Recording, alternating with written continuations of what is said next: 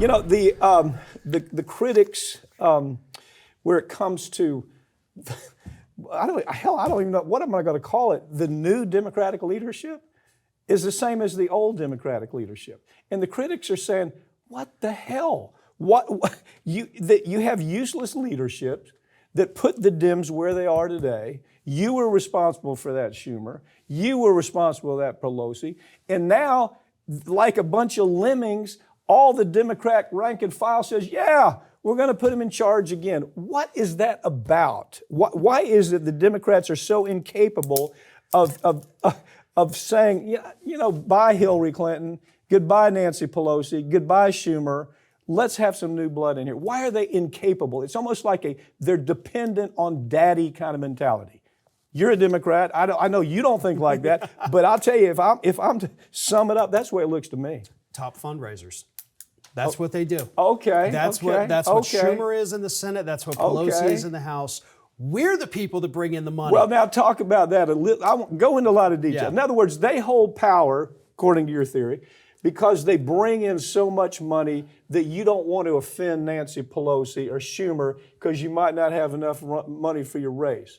And in that, you let them destroy the whole frigging political party. Yeah. Because that's what they've done. Yeah. So what happens is that, obviously Pelosi, Schumer have been there for decades. And over time, you build these relationships, not with your constituents, with the donors. Mm-hmm. You get to know all the lobbyists. You get to know everybody that has a checkbook. So whenever the party is in trouble, hey, we got an election, we're running $100 million behind the Republicans. Nancy, Chuck, please make your phone calls. And they do. They make their phone calls. They get the money. Yeah. And it's, the same thing. It used to be Harry Reid was the go-to guy, right? He really was, and that's why they kept him so long. Yeah. And so they have to keep these people in leadership, not because they're good leaders, but because they're money people. When they don't even realize that, listen, they're only calling Democratic donors. Any idiot that's a Democrat in Congress could make the same phone call and have probably the same results. You could have Elizabeth Warren make the phone calls, but she wouldn't because she has standards. Okay, so that is, I believe you're right. I believe that really is inside baseball right there. But let's go inside baseball. And I still ask the question, why is it that the Democratic Party is so willing to operate in this system, autocracy, where you have the people making decisions for you, and you know they're the wrong decisions because you just lived through it. You just saw the beat-down election that just took place, and you still say, yeah, these are our people. They made really good decisions. What the hell? It's like lemmings going off a cliff. And I tell you what, I know that Republicans are doing the same thing, but it seems like laser-focused problems for the Democrats. It really is, because you bring up the best point here. We just got our butts kicked. There is no way to sugarcoat that. There is no way to pretend that November was awesome for the Democratic Party. The public openly rejected us and embraced the convicted felon instead of you. You have to look at yourself and realize, where all did we go wrong? And it terrifies me that they aren't doing any of that.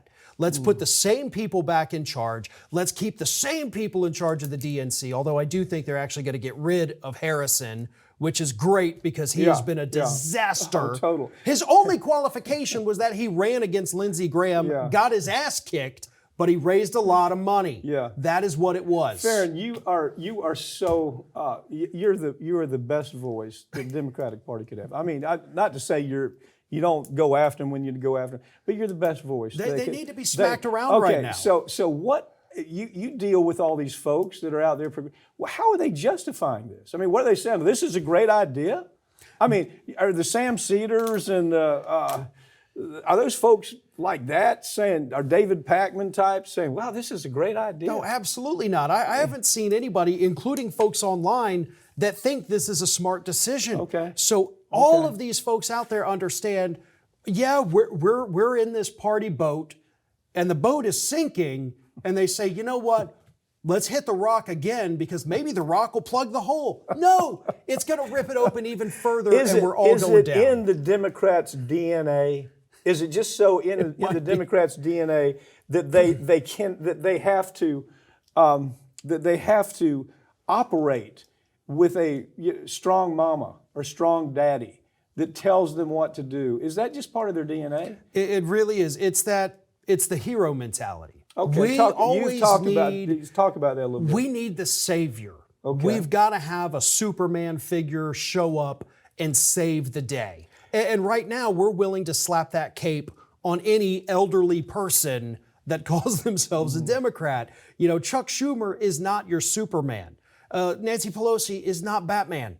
They're not going to save you in your moment of need. And when you say that, I even think to me, it's broader than that.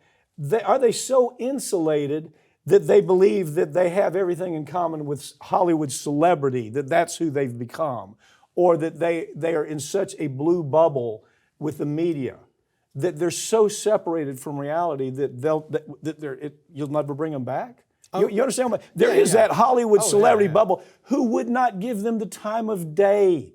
Again, I've said this again and again. These are people who they fly around in jets. They have chauffeurs driving them around. They have gold toilets, for God's sakes. But the Dems say, oh, well, we want to hear them. We're part of them. They're us. They don't give a damn about you, brother. And so, but they become insulated to the reality that whatever the shots they're calling are way, way off nowadays. Yeah, and I do think they're definitely insulated. I mean, have they lost it forever?